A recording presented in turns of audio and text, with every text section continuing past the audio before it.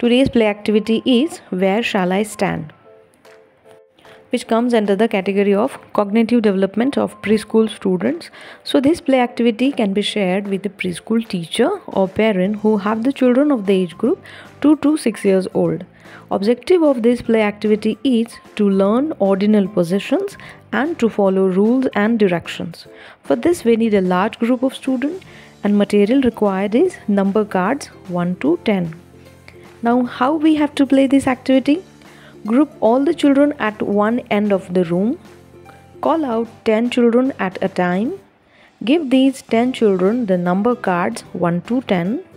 Let them move around freely.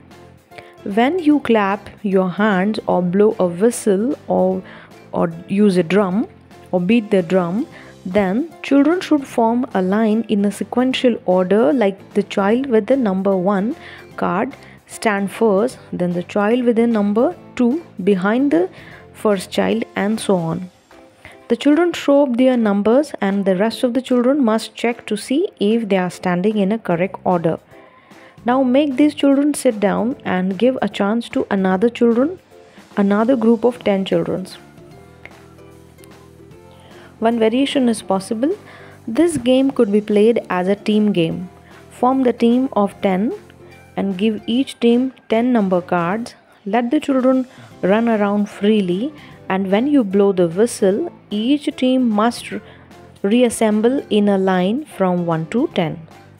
Let each team check the other team to see if the children are standing in the correct ordinal positions. Where shall I stand ही एक play activity आहे ज्यामध्ये मुलांची आकलन क्षमता वाढते. ह्यामध्ये मुलांना आपण 1 to 10 नंबर कार्ड्स असणारे फ्लॅश कार्ड्स किंवा नंबर कार्ड्स मुलांना द्यायचे आहे, आणि त्यामध्ये संपूर्ण क्लास हा एका बाजूने आपण रूममध्ये एका बाजूने आपण उभा करतो आहे. त्याच्यापैकी 10 मुलांना बोलवतो आहे आणि या 10 मुलांना हे 10 नंबर कार्ड्स देतो आहे. आणि मग जेव्हा आपण एक म्युझिक स्टार्ट करू शकतो किंवा क्लॅपिंग करू शकतो किंवा विसेल असेल तर ती एखादी शिट्टी वाजवू शकतो, आणि ते विसेल वाजवणं थांबलं की त्यानंतर हे जे मुलं फिरणारे आहे, म्हणजे हे जे 1 to 10 नंबर कार्ड्स देणारे मुलं आहे, हे क्लासमध्ये 18 वर्षे सैराभैरा कसेही फिरत असतील किंवा नाचत असतील, आणि मॅमनी क्लॅपिंग जर थांबवलं किंवा विसेल थांबवली तर हे सगळ्या मुलांनी व्यवस्थित सिक्वेन्शियली उभं राहायचं आहे नंबरनुसार, म्हणजे 1 आधी, त्याच्यानंतर 2, मग 3, अशा सिक्वेन्सने मुलांनी 1 to 10ची ही एक व्यवस्थित लाईन तयार करायची आहे.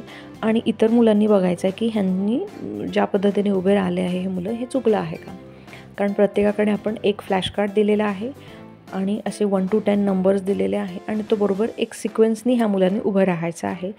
आणि हे असं झाल्यानंतर आपण दुसरे 10 मुलं घेऊ शकतो, आणि अशा पद्धतीने आपण सगळे मुलं घेऊ शकतो. ह्याच्यामध्ये मुलांना कळतं की 1 म्हणजे 1 आधी येत असतो, मग 2 नंतर येतो, मग अशा पद्धतीने आपण हे नंबर्स हे करू शकतो. आणि मुलं मोठे असतील आणि आपल्याला पुढचे नंबर घ्यायचे असतील तर आपण तसेही घेऊ शकतो. 1 to 20 जे पण फ्लॅश कार्ड्स घेऊ शकतो.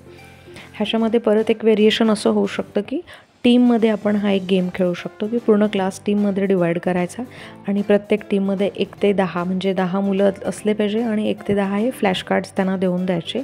आणि जेव्हाही तुम्ही टाळी वाजवता किंवा मुलांना आधी इथे हे ॲट रँडम त्यांच्याच टीममध्ये गोल गोल फिरू द्यायचं, किंवा सैराभैरा कुठेही फिरत असतील तर ते फिरू द्यायचं त्यांच्याच टीममध्ये.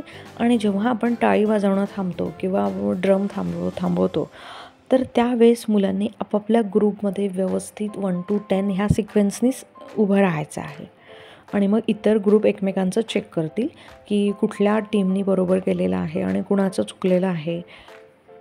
तर अशा पद्धतीने हा मजेशीर गेम होतो. ह्याच्यामध्ये मुलांना 1 to 10 हा सिक्वेन्ससुद्धा लक्षात राहतो. स्पेशली नर्सरी किंवा 3-4 वर्षाचे मुलं असतील त्यांच्यासाठी हा गेम खूप छान आहे. परत आपण घरी खेळू शकतो, एखाद्या पार्टीमध्ये खेळू शकतो, एखादं गेट टुगेदर असेल त्याही वेळेस आपण मुलांसाठी असे गेम खेळू शकतो ज्याच्यातून त्यांचं शिक्षणही होईल आणि मजाही वाटेल, आणि एक टीम जो सेन्स ऑफ टीम असतो तर ते टीमवर्क पण वाढतं मुलांचं. तर ही एक इंटरेस्टिंग ॲक्टिव्हिटी आहे, and we all must try this.